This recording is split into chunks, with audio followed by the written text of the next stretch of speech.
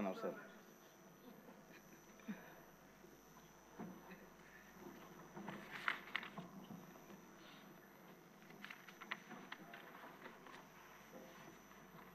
సభ్యులందరికీ నమస్కారం అండి.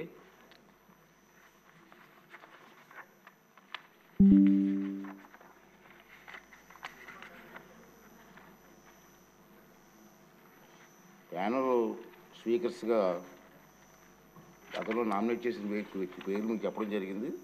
మరొకసారి సభకు తెలియజేస్తున్నాను. మండల బుద్ధప్రసాద్ గారు, వరదరాజుల రెడ్డి గారు, జ్యోతుల్ నెహ్రూ గారు, కోళ్ళ లలిత కుమారి గారు, దాసరి సుధ గారు, విష్ణుకుమార్ రాజు గారు, మీరు ఈ సభను నడిపించడం వీళ్ళు కూడా సహకరిస్తూ ఉంటారు. అప్పుడప్పుడు ఆ వివరాలు మీకు తెలియజేయడం జరిగింది. తర్వాత ముఖ్యమైన విషయం ఏంటంటే 24-25 బడ్జెట్కు సంబంధించి గ్రాంట్లు డిమాండ్లపై కోత ప్రతిపాదనలు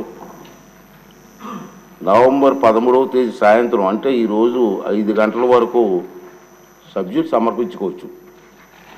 మీరు ఎవరన్నా నోటీస్ ఇవ్వదలుచుకుంటే 5 గంటల వరకు టైం ఉంది.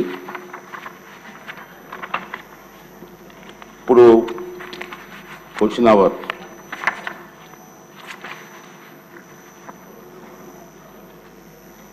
మన ఇరిగేషన్ మినిస్టర్ గారు క్వశ్చన్ నెంబర్ ఫస్ట్ క్వశ్చన్. ధన్యవాదాలు అధ్యక్ష.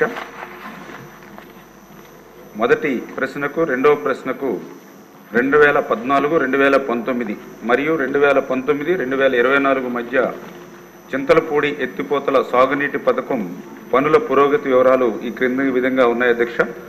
2014-2019 కాలంలో భౌతికంగా పురోగతి 39%, ఆర్థిక పురోగతి 40% ఉంది అధ్యక్ష. 2019-2024 భౌతిక పురోగతి 5%, ఆర్థిక పురోగతి 7% ఉంది అధ్యక్ష.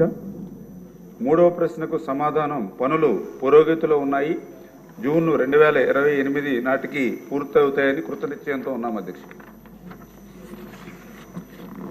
గౌరవ సభ్యులు వెంకట కృష్ణప్రసాద్ గారు. అధ్యక్ష నమస్కారం. ఈ బడ్జెట్ సమావేశాల్లో తొలిగా చింతలపూడి ఎత్తిపోతల పథకం మీద మాట్లాడేదానికి అవకాశం కల్పించిన పెద్దలకు నమస్కారం.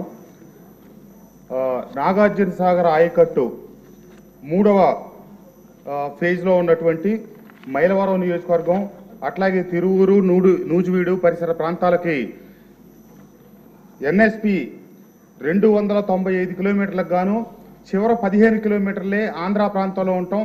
మిగిలిన 280 కిలోమీటర్లు తెలంగాణ ప్రాంతంలో ఉన్నందువల్ల చివరి ఆయకట్టు భూములకి నీరు వచ్చే పరిస్థితి లేక రైతాంగం ఇబ్బంది పడతా ఉంటే తాగునీటికి సాగునీటికి గౌరవ ముఖ్యమంత్రి చంద్రబాబు నాయుడు గారు ఆ రోజు 2014-19 మధ్యలో ఈ విషయాన్ని గుర్తించి ఎప్పుడో ప్రారంభమైనటువంటి 2019 ప్రాంతంలో ప్రారంభమైనటువంటి చింతలపూడి ఎత్తిపోతల పథకాన్ని విస్తృతపరిచి తొలుత దీన్ని 2 లక్షల ఎకరాల కొత్త ఆయకట్టుని సృష్టించడం కోసం ఏర్పాటు చేసిన ఈ ప్రాజెక్ట్ని తర్వాత చంద్రబాబు నాయుడు గారి దూరదృష్టితో ఏమైతే సాగరు ఎడమ కాలువ కింద ఉన్నటువంటి చివరి ప్రాంతాలకి ఆయకట్టుకు 3వ ఫేజ్లో ఉన్నటువంటి భూములకు నీరు అందట్లేదని చెప్పి కొత్తగా దీని ఆయకట్టుని పెంచి కొత్తగా 2,80,000 ఎకరాలు ఏవైతే సాగర్ చివరి భూములు ఉన్నాయో పశ్చిమ గోదావరి అలాగే ఏలూరు, కృష్ణా,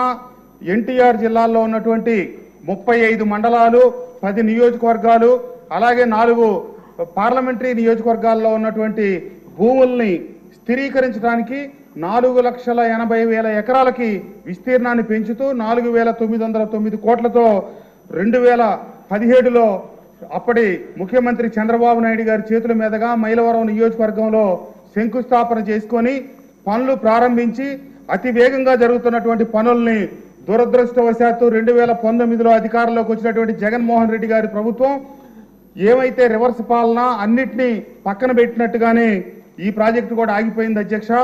మొదట 1,700 కోట్లతో ఈ పనులు ప్రారంభమైతే చంద్రబాబు నాయుడు గారు ఈ ప్రాజెక్టుని 4,80,000 ఎకరాలకి ఆయకట్టుకు తీసుకెళ్లేటట్టు 4,900 కోట్లతో దీన్ని ప్రణాళికలు రూపొందించి 4,200 కోట్ల రూపాయలు ఖర్చు చేసి దీంట్లో 4,013 ఎకరాల భూములు సేకరించవలసి ఉంటే దాదాపుగా 3,325 ఎకరాల భూములు సేకరించి వాటికి రైతులకి చెల్లింపులు చేయటం పూర్తయింది అధ్యక్ష.